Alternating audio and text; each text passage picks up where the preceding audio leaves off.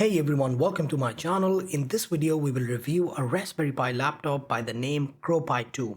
We will first talk about its pros and cons, and then we will create a color finder project using this laptop. If you would like to level up your computer vision skills, do check out our premium courses that are available on our CV Zone platform. Links are in the description. So without further ado, let's get started.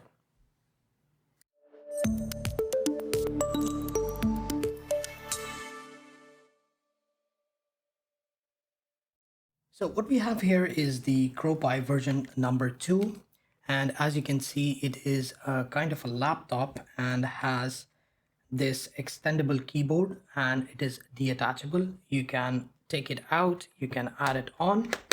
So it comes in a box which looks like this, and it shows you that it is basically a Raspberry Pi computer or a laptop that you can use and connect with these different devices that are already connected. All you have to do is do the coding part. Now it comes in two different colors. This one is gray. I guess the other one is a little bit darker gray or kind of a black color. Now within the box you will find a few books that will give you the introduction, and it will give you an introduction to Python as well, the programming language, and also a little bit about Scratch. Now, to be honest, I didn't go through any of these as it doesn't seem that interesting. The introduction here to the kit itself, it might be helpful if you're attaching your Raspberry Pi.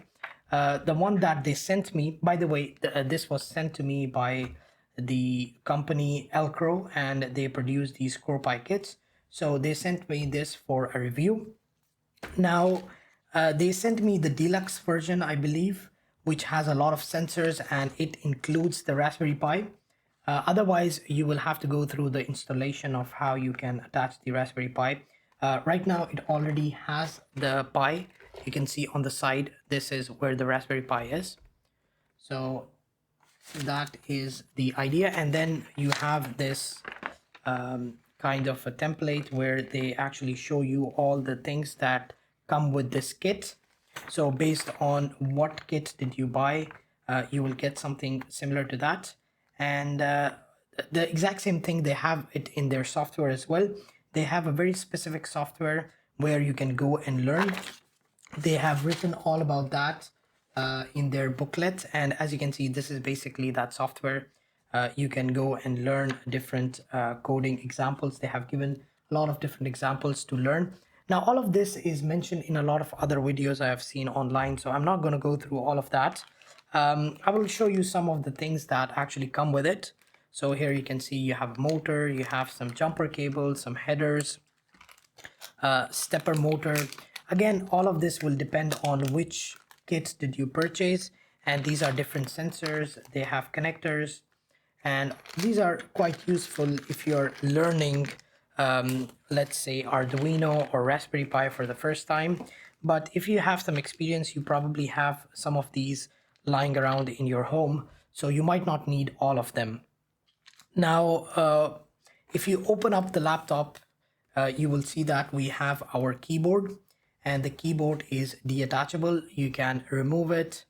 Here is the button to turn it on and off, and if you see behind the keyboard is the actual magic, where you have your LED matrix, you have this segmented display, you have joystick, you have buzzer, you have LCD, ultrasonic, fan. Actually, I removed the fan because it is noisy when I'm recording. You also have RFID. So there's a lot of things that are going here. You have these buttons that you can use for different applications. Now, if you want to rapid prototype something, if you have an idea and you want to test it out, how it will work out, this is an excellent platform to get started with. So far, the biggest purpose that I can see for this device, and I believe that is why they produced it, is to remove the learning curve of Raspberry Pi. So a lot of users, when they come from Arduino and they start learning Raspberry Pi, they have to install the software, they have to attach a keyboard, a mouse, and they have to do a little bit of networking as well. So all of this is quite or what do you call, overwhelming for a new user. So something like this will be very easy to get started with. And to be honest, from now onwards, I'm thinking of using this whenever I want to do a Raspberry Pi project, or at least when I'm writing the code to test out different things before actually implementing them. But these are all the pros, and you can see there's a lot of them. But let's talk a little bit about the cons. Now, I have been using this for almost a week, and I will tell you the cons that I found. First of all, the keyboard itself is good, but it has some flex. So if you push on it, it feels very cheap. And that is one of the biggest problems with this device, that overall the look of it is very cheap and the materials used are very cheap. So if I were to see this outside and I didn't know what this was, I would assume it's a kid's laptop that had like 5 6 buttons to play some music and that's pretty much it. But in reality it is actually quite powerful. And other than that, sometimes it hangs up because, and that is because of Raspberry Pi. It's not because of something specific to this laptop, but it does hang, and it's not rare. It is quite often. It hangs quite a lot, and I have to turn it off and then start it again. But other than that, despite all of this, I would still consider running this for my Raspberry Pi projects because this is so much easier to get started with. And the best thing is that you can turn it off and you can place it anywhere, you can store it without actually rewiring it again and again when you have to use it. So that for me is the biggest pro.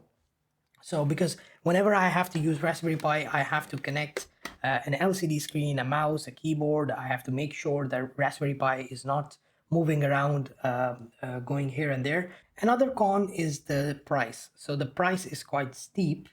I believe it can go up to 500, and the basic kit you can get it for 300, I believe, if you are not purchasing the Raspberry Pi with it. So I think that would be the best deal if you do not have a Raspberry Pi. If you have a Raspberry Pi, then that would be the best option for you to go with. And I think in the long run, it would definitely be worth it because you will get motivated to actually work on Raspberry Pi projects more often if you use something like this. So definitely it will be worth purchasing. And again, they also gave a mouse. The mouse is okay, it's not that great, but the keyboard could have been better. The mouse pad is just horrible, you can't use it. It's almost not usable for daily usage, especially if you come from a good laptop. This will not be usable at all. So you have to use the mouse, and the keyboard is okay, but when you are prototyping, sometimes you put the keyboard back and then all of a sudden you will go ahead and try to type, which is a little bit weird, but with time you will get used to of that. So in my opinion, I would definitely recommend this and I will be using it myself. And if my opinions change, I will definitely let you know. But for now, I believe that this is a very good machine. And just apart from the fact that it looks cheap, I think it is a good thing. And one more thing, they didn't really send me the battery, which goes at the back here. And to be honest, I couldn't find a battery that would fit here. And I have quite slim power banks, and still it doesn't fit. I'm not sure what kind of design is required to actually fit here, because normally power banks are beefy and chunkier. So I'm not sure what to do here. But if it had what do you call, a power bank, and it was completely portable, that will be an amazing thing. I haven't tried it out. Maybe it will be a little bit laggy, but hopefully it will work out well. I will check out the battery if they can, if I can purchase it online, something that will fit here. So that will be quite handy. Otherwise, this power adapter is not that bad. It has a very long cable, so you can sit and relax. And one last thing, it does include a camera as well. So for computer vision tasks, it's quite useful. So you don't have to go and purchase a new camera. And also you can connect external webcams as well. And in this project, what we will do is we will connect the external webcam and we will see how it works. Now, the external webcam will be a little bit slower than the actual one, but with the actual one, the native one, it is a little bit harder to control the lighting. So because we will be detecting colors, so that's why we will be using the external webcam. So it will be easier to control the lighting for that. So this is basically my review. I definitely recommend purchasing this, but I would not go for the deluxe or the premium kits. I would definitely go for the cheaper one, and that does not include the Raspberry Pi. And if you have the option, I would definitely buy the power bank as well if it comes with that. So for now, let's go ahead and create an amazing project with this, and you will see how well it performs and how easily and quickly can you create simple projects.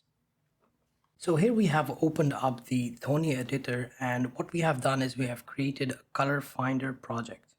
So this is just a Python file, and the first thing we will do is to import our libraries.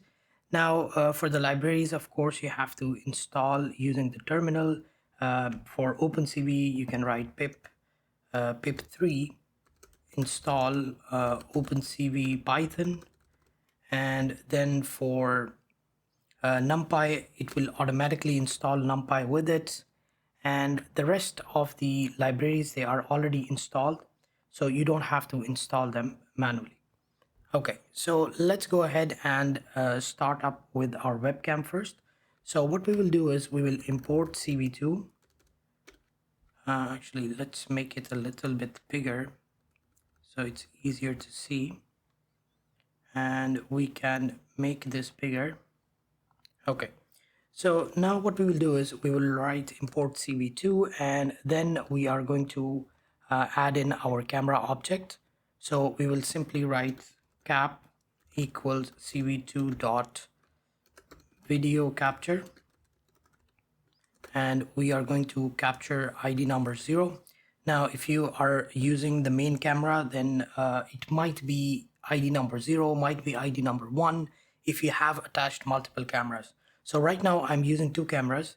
The first one is attached directly to your CrowPi, and the other one is actually attached outside. It's an external camera. So we are using the external camera because it will be easy to control the lighting for it, because we are trying to figure out colors and they need good lighting. So it will be easier if we do it this way. So then we are going to write while true,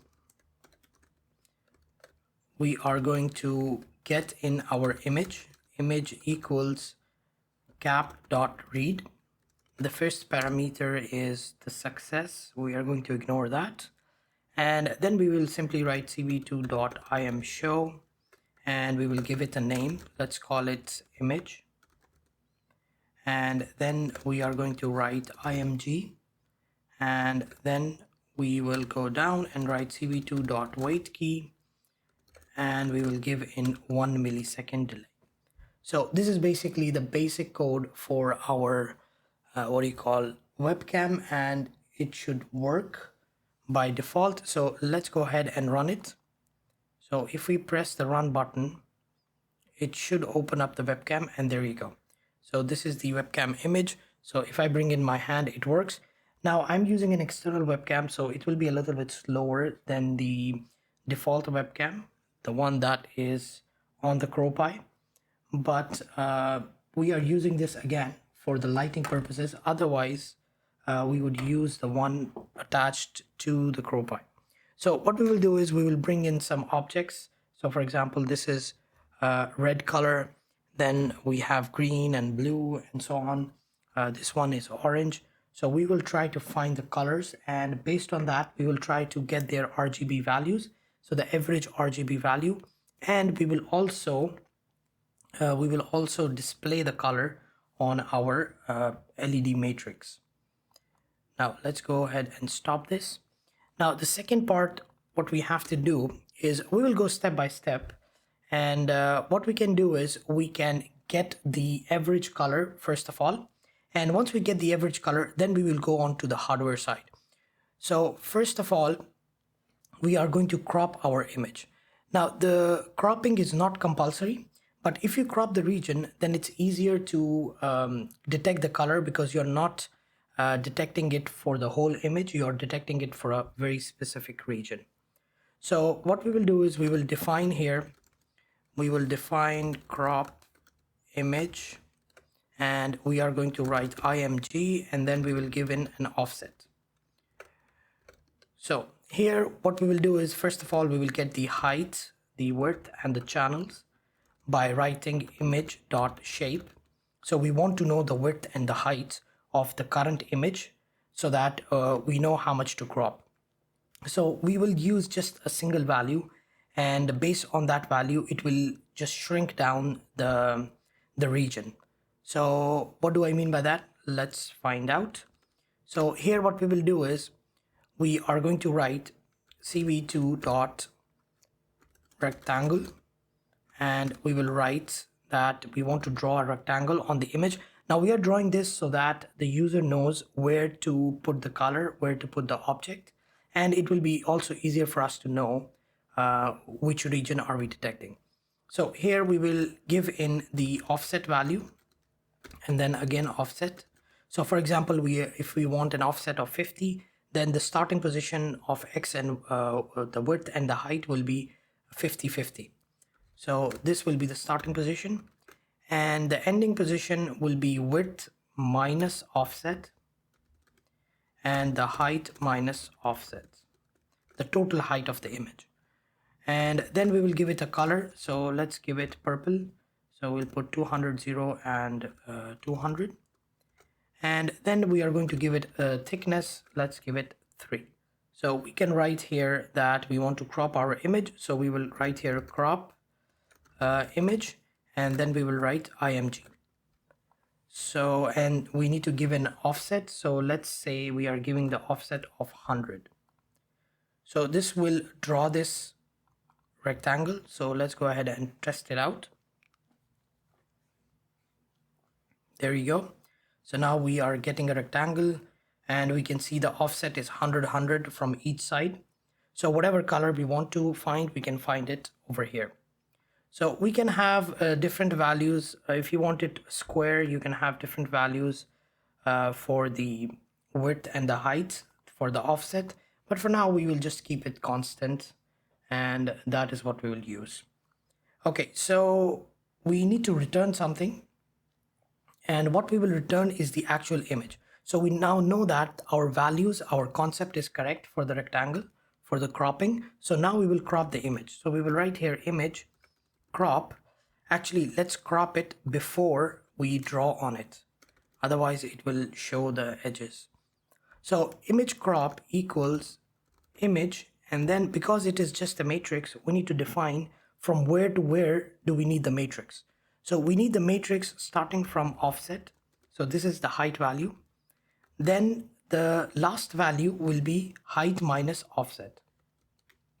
So this is the starting value and this is the ending. And then again, we have to do for the width. So it will be offset, and the ending value will be width minus offset. So that's how simple it is. So now what we can do is we can return the image crop. So we can go down here and we can write here image crop equals this. So now we have a cropped image from which we are going to find the color. So let's just run it one more time just to see if everything is good. Okay, there you go. And just to confirm, we can also draw the image crop. So we can write cv2 dot im show, and we want to show image crop, and we will write image crop. So let's run that. There you go. Okay, it's still actually showing the purple area, so it might not be the best idea to draw or we might need to give another offset just to remove that. Anyways, so this is the basic idea. that we have our offset and we are getting the correct region. Okay, so once we have that, what we can do is we can find the average color for it. So how can we do that? Let's go ahead and create a new function. We will name it average color, let's say. And then we only need an image, and from this image we are going to find the average color and we will send it back. So how can we do this? It's fairly simple, again, because an image is just a matrix and we have three matrices. We have the matrix of R, we have the matrix of G, and we have the matrix of B, RGB. So what we have to do is we have to average one side and then we have to average the other side. And that will give us the average one value. So we will average the row and then we will average that list of row again. So here we will write average color, let's say per row, equals, now for that we need NumPy. So here we will write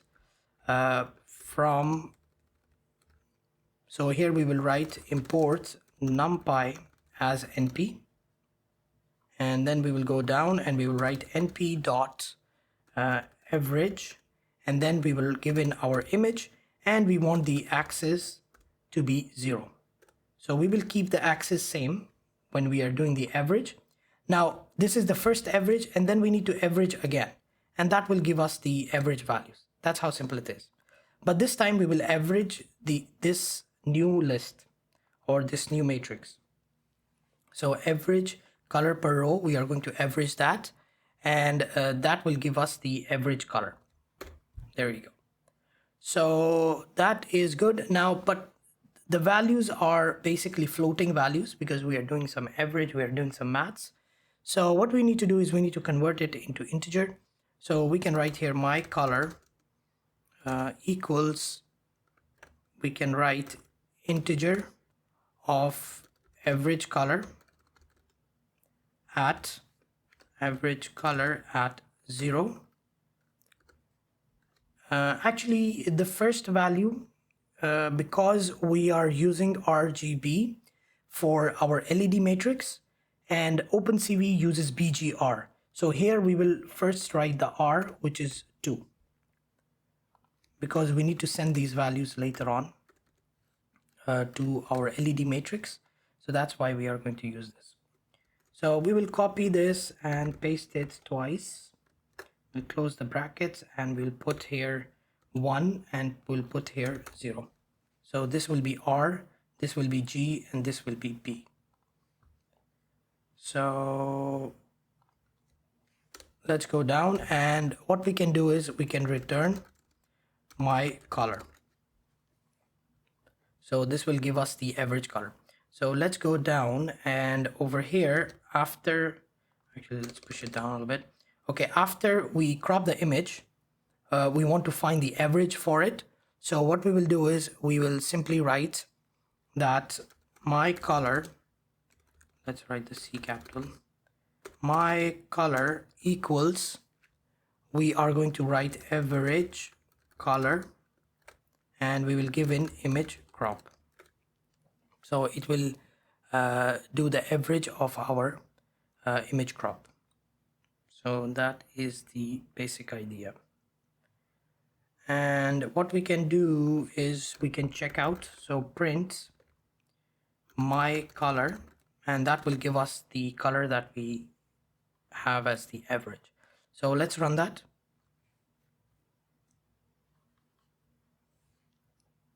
So here you can see we are now getting the colors, and if I, let's say, bring in a red object, so the R value increases significantly, so it becomes 244, and the green and the B value, the G and the B, they get lower. So it means we are detecting a red color, so we are headed in the right direction.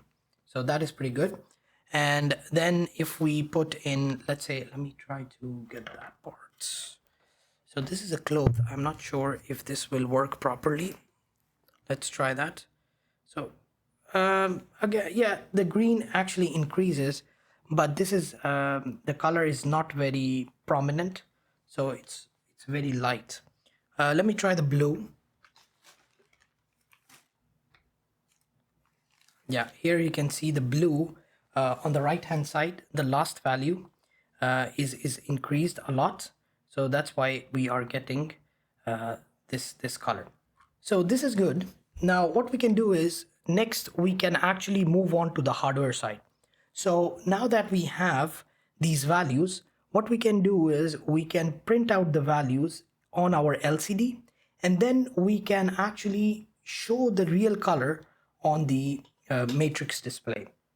So if you can see here, this is the matrix display that we have right now, and you can see here we have the LCD, and it is showing some values here. So this is from my previous runs when I tested it out. So what we will do now is we are going to run this first of all on the LCD, and then we are going to do the matrix part. So for the LCD, they are using the Adafruit LCD. So we have to write import Adafruit underscore char LCD. Now this is a library that Adafruit has provided, and it is very useful for using with the LCDs. So especially these 16:2 LCDs that we have. So that is, now the connections are already done, so we don't have to do anything. So this is the best part about CrowPi, that the connections are already done. All you have to do is do the coding and get your prototype or testing part done as soon as possible.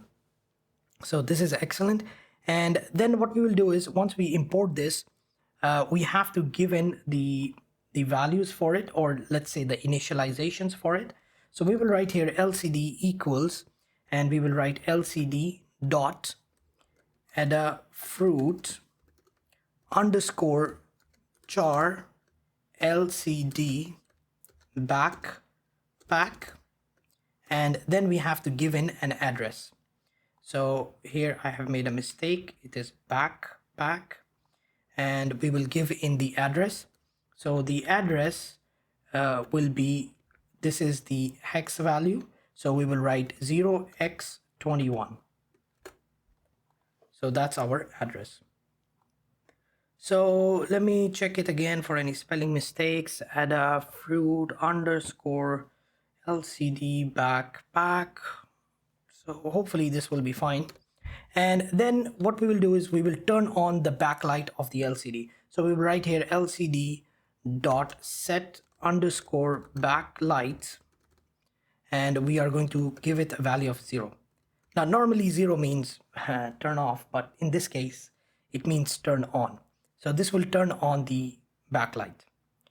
So that is good. Let's try it out and see if it is working fine. Let's open that up, and there you go. So it is actually showing here the LCD is now turned on. So that is good. So what we will do next is we will write something on it. So the writing part is extremely simple. So here all we have to do is we have to write LCD dot well, we have to set the cursor first. So we will write LCD dot set underscore cursor. Now this is not compulsory, but I highly recommend that this should be done so it doesn't go into the next line, or it doesn't go out of the screen, so you know where exactly will the message appear. So for the message to appear, you only have to write LCD dot message, and then you write whatever message you want. So for example, we will write here CV zone, and let's see if that shows up. So let's run that.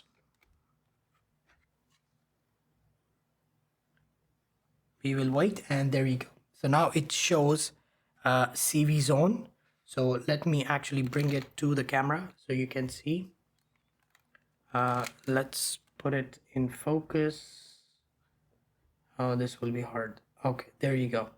So here you can see it shows CV zone. So that's the basic idea. Now what we will do is we will actually print out the values. So how can we do that? It's very simple. Now, because some of the values they might be, for example, 2 digits. So you might have 20, and the next time it might have 100. So we don't want that. Otherwise, it will be problematic. So what we need to do is we need to make sure that all the values are 3 digits. So we will grab our color, we will convert it into string, and we will fill it with 3 digits. If it's 20, we will write 020 instead of just writing 20. So let's go ahead and do that. So we will write R and then G and then B equals. So the R value will be string. We will convert it into string, and then we will write my color at value number 0. So this is our value number 0. And then, as I mentioned, we have to fill it. So we will write Z fill, and we will give in 3 digits. So whatever the case is, fill it with 3 digits. So that's what it means. So this is the value of R. And then we will copy this part. We will paste it twice. And for the second one, we will write 1. And for the third one, we will write 2. So this is basically the code. Actually, let me push it down so you can see better. There you go. So this is basically the idea. So now what we can do is we can write here in the message, we can write an F string. So in the F string, we can write the value of R, the value of G, and the value of B. But we don't want it to be next to each other. So we will write R, and then we will write G, and then in the new line, we will write B. There you go. So let's run that. And we have an error. Oh yeah, so we cannot just push it down. You have to give it a slash here, a backslash. Okay, we have an error here as well. Okay, I forgot this too. Okay, that's okay. Let's run that. Okay, so third time's a charm. So now we have our image, and let's go ahead and see the values. So I will try to focus again. So here you can see the RGB values on the LCD. So right now the R is low and the G is low and the B is high, which means it's a blue color. So if we change that, then of course the colors will change. So if I remove that, you will see the colors, they are changing in real time. So that is very cool. Okay, so now we will move on to the last part, which is actually to run the matrix. So whatever values, RGB values we are getting, we are going to send it to our LED matrix, and we will make sure that each of these lights, they turn on with that color. So again, we will be using a library for that. So first of all, we are going to import the GPIO pins. So Raspberry Pi RPI dot GPIO as GPIO. Then we are going to import the library for the LED matrix, the specific one we are using. So it is RPI underscore WS281X, and we will import everything from it. So that's why we will write this asterisk. This should be underscore. And then do we need anything else? No, we don't need anything else. So let's just run it to see if there is any error. And so far, so good. So these two are fine. So when you are getting a CrowPi, these two will be already installed. If you are using just a Raspberry Pi, then you have to go ahead and install at least this part. So RPI will already be there. So make sure you have this. Okay. So then we are going to set the mode of the pins. So we will go down, and here we are going to write GPIO dot set mode, and we are going to set the mode as GPIO dot BCM. So if you are using Raspberry Pi, this is pretty much standard. I hope you already know what this means. and there are only two types here, so we are using the BCM mode. Okay, so then we are going to go ahead and create our LED strip. So here we will write strip, and we are dealing with it as if it's a long strip, but it is actually a matrix, and in our case it should be fine. So here we will write the strip, and then we will write Adafruit underscore neo pixel, and then we have to give in all the parameters.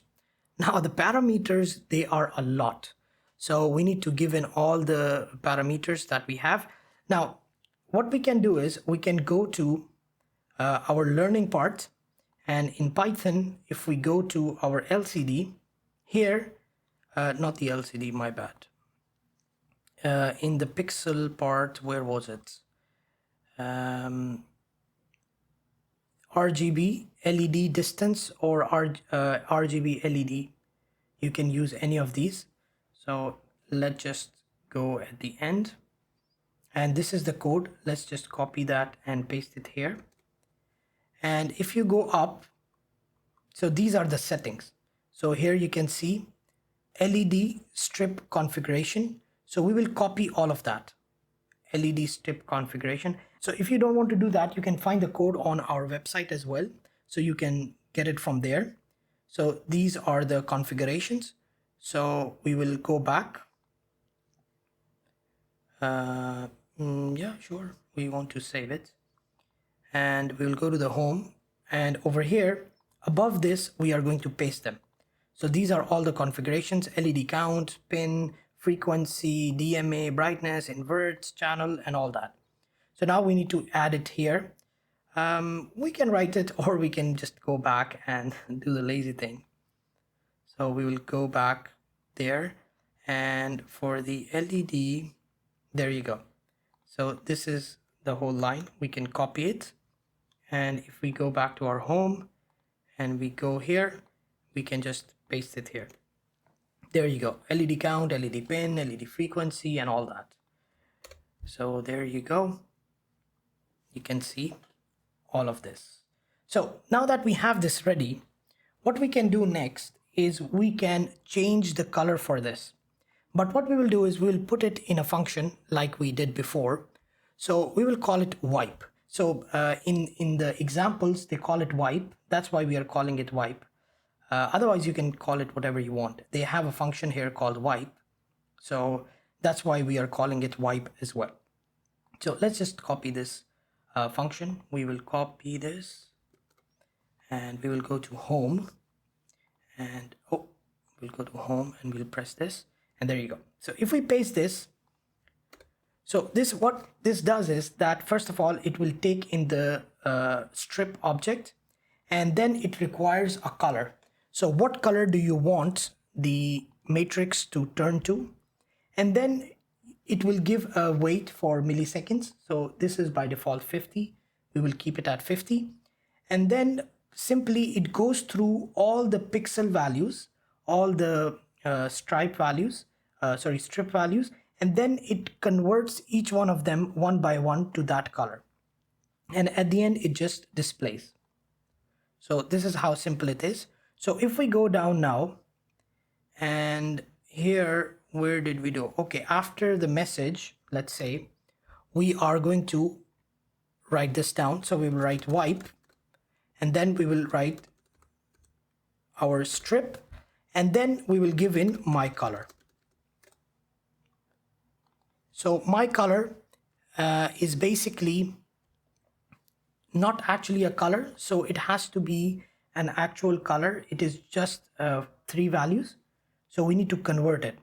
So let's go ahead and go to our function, and here in our function we are going to convert. We will say that our color basically equals color, and then we will put in our color at 0. Now this is just a formality because this is what is required, so we have to do it. So we are just changing its type. There you go. So we have to change this color type, and yeah, that's pretty much it. So Yeah, so now what we can do is we can run it and hopefully it will give us the correct colors. So let's run that. Let's just save it. It will not run properly. And the reason is because it requires admin permissions to run. So in order to get admin permissions, it's fairly easy. We will click on the terminal. Let's just make it a bit smaller. We will click on the terminal and we can go to the path for this folder. So we will go into our documents and we will go into the codes, and this is basically our path. So we will copy this path and we will write CD and then we will paste it. And now we can run it from here instead of directly running over there. So we can close this part here. We will make it smaller so we can have both of them opened at the same time. And okay, for the first time, let's just make it bigger. So here we will simply write sudo, and this will give us the admin permission. And then we will write Python 3, and then we are going to write the name of the file. So color finder project.py. So if we hit enter, now it should work. Okay, it seems that there is an actual error. It says segmentation fault. Why is there a segmentation fault? So okay, let's go down, and what we can do is we can comment this out and we can save it, and let's run it again. Okay, so the problem is there. So the problem is here in the wipe. So let's go ahead and check the problem. So here we are converting the color into integers, and over here we are putting color 0, color 1, color 2, and we are converting it to color, which is fine. So all of this seems fine. Oh, it is actually heating up. I have turned off the fan because otherwise it will interfere with the audio, and I can see it's a bad thing. So I have to turn it on so that it doesn't heat up. But hopefully we are almost done with this. Let's just try it one more time. What's the problem here? Let's just check this one more time.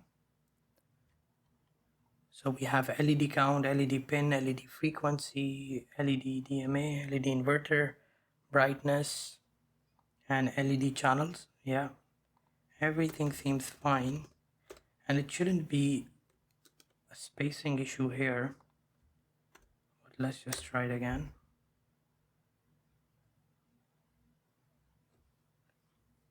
It says segmentation fault. Okay, what we can do is we can go here, we can go to learning, Python, and we can check the RGB over here, and let's run that. And it seems to work. The RGB panel is actually working. So why is it not working with us? So let's see what is the issue.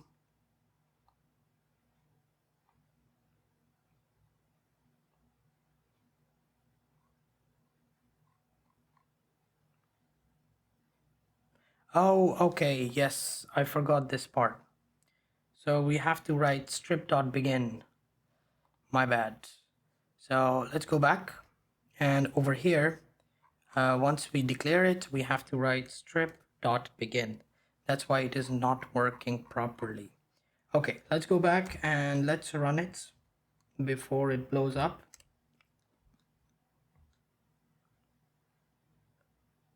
Oh, it still says, oh, I didn't save it. Let's save it just to make sure. Save it. And there you go. So let's bring in the red object first. So I will bring in the red object, and there you go. It becomes red. Excellent. And as you can see, it is giving the RGB values here as well. I'm deliberately keeping it out of focus because it is easier to see the colors when they are out of focus. So here you can see it's dominant. You can see it is blue. Then let's try red. Then let's try blue. There you go. So now it is showing blue color. Let's push it up. There you go. Now it's showing blue color. And what else? Let's try the orange color. So this is the orange object. Let's bring in, there you go. Now you can see it is orange. Let's try the green again. Maybe this lighter green might work. Okay, a little bit, because the green here, it's not very clear that it is green. Otherwise it will look better. Maybe a dark green. I have a ball here that is dark green. No, the camera is not getting it properly as green, so that's why it's not showing it as green. Otherwise the ones that are the objects are a little bit bigger, the color is clear on the camera, then the color is clear on the screen as well. So this was basically the idea behind the CrowPi kit, and this was a very simple project that we created in just a few minutes. And as you can see, it is quite powerful. You can actually create some very good projects, and you can prototype them very easily and very quickly. So I would say that this is the best part about CrowPi, that if you are doing a project that requires rapid prototyping, and you don't want to get into the hardware side, at least for now, and you want the software to run as fast as possible, then this is a very good way to go. It is a little bit expensive, but it gives you that jump, and it gives you that motivation of working on a laptop as if you are working on an actual laptop. Otherwise, connecting the Raspberry Pi by itself is a little bit of a headache. You have to connect the screen, you have to connect the monitor, the keyboard, and this even includes a speaker as well. So all of this is embedded, and it is so much easier to start working with it, and it is easier to store as well. So if you are on a budget, and if you don't have a lot of space, then this might actually be a good choice if you already have a Raspberry Pi. So you probably can get it for a lot cheaper if you have a few of the components, and if you don't go for the highest kits, with the highest number of sensors. So I think if you get just the laptop and without the Raspberry Pi, it is a good bet, and it will definitely encourage you to get started with the Raspberry Pi and create lots of different projects. So this is it for today. I hope you have learned something new. If you like me to review something else, let me know. And if you like to see some other projects, let me know what they are, and I will try to add it to my list. So this is it for today, and I will see you in the next one.